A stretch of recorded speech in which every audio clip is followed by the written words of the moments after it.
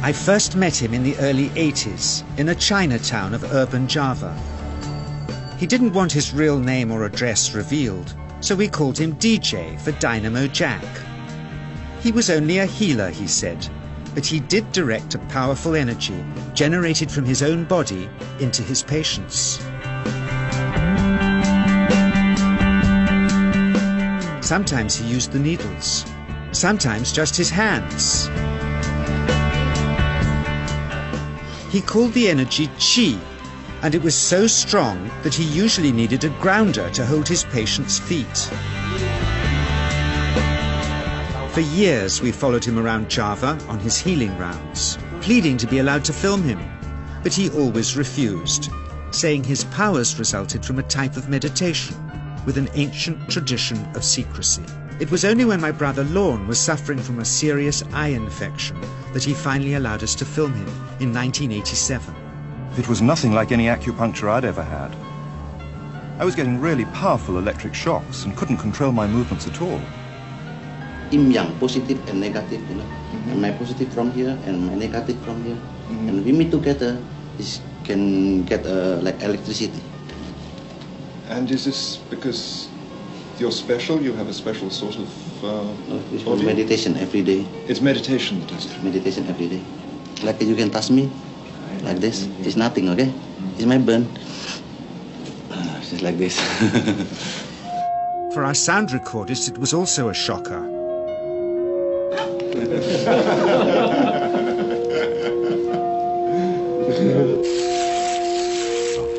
He then took our newspaper outside and showed us how chi can also be used to set things on fire.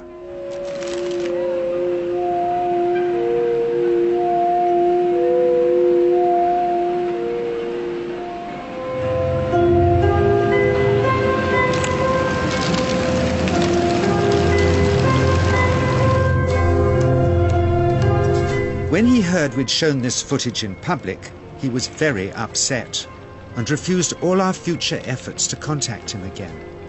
As the years passed, we sadly resigned ourselves to never seeing him again. My brother Lorne never did, for by 1997 he was already dead when I again found myself with DJ, now treating me for an eye problem. But it wasn't this that brought me back. He had tracked me down out of the blue and invited me to tell me a story.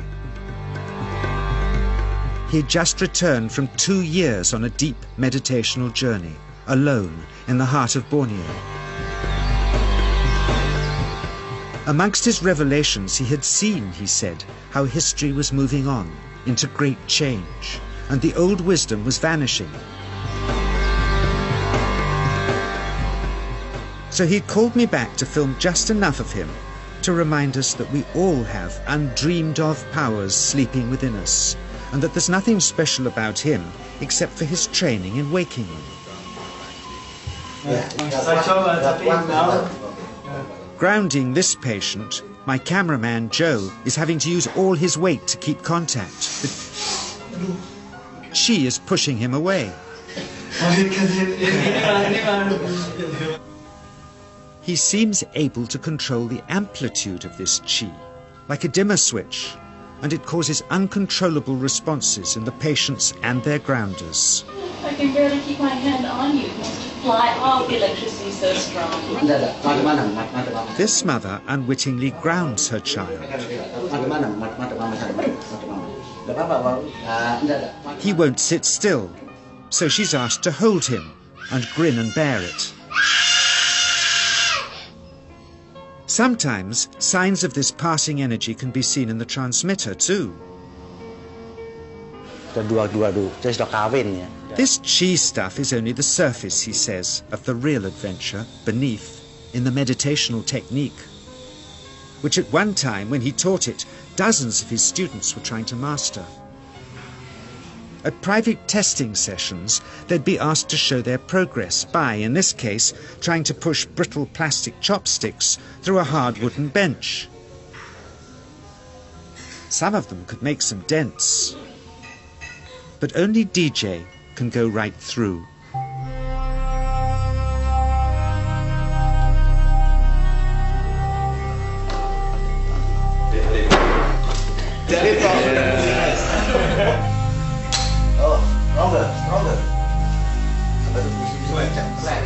An easier test of projecting qi through the palm of the hand, he says, is by smashing the contents out of an unopened bottle.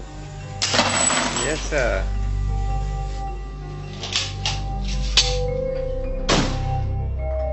Projecting qi from the palm of the hand can also be used to resist rifle pellets, he says.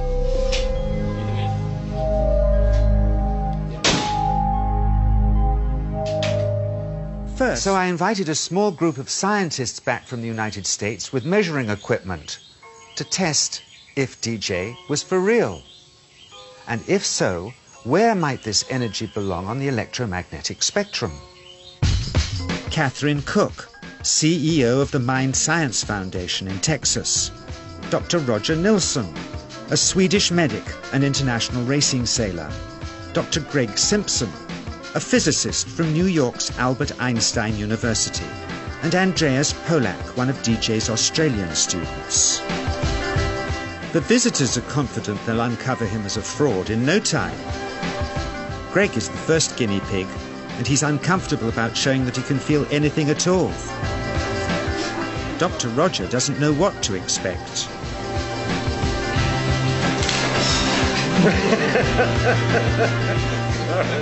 Out comes the metal detector, like the things they use in airports, to see if he has any concealed metal in his body. Then the voltmeter, to try and measure the qi. But how to get it to work? Where's the ground? What settings? But suspecting there's some tricky setup on his premises they can't find, they insist we all go to a randomly chosen hotel room several miles away to see if he can light a light bulb with his fingers. It doesn't ground on the wall. So Greg holds and grounds one wire, while DJ pumps qi through the other. The bulbs are LEDs, light-emitting diodes, which ignite in different colors according to the intensity of current. Yes. On, off, on. Brilliant. Oh, you're blinking. Things were going well. DJ was enjoying it too, until he invited us all out to lunch at his local, where he tried to push a chopstick through the table. He couldn't get it through the formica surface, so he came up through an inch of wood from underneath.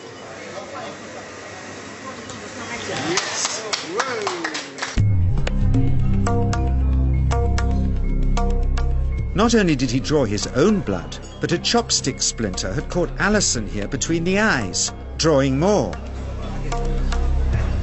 The incident was laughed off apologetically, but next morning he was a different man, drawn and upset.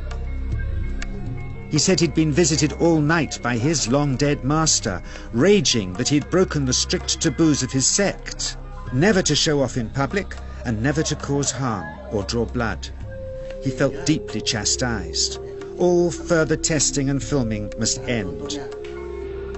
Never again would he submit to public scrutiny, nor accept any new students. He would sink from sight and continue his healing in obscurity, as he had done since before we met him in the early 80s and had always told us was right. I realized that for science there's nothing conclusive here. Nor for me, really, who for years has felt this powerful energy flow through me and the patients I grounded for him, and seen what else he can do.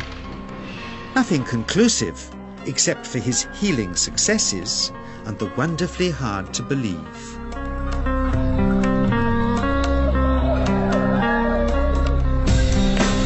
Is this just the tip of the iceberg of powers we've always dreamed we possessed hidden within us?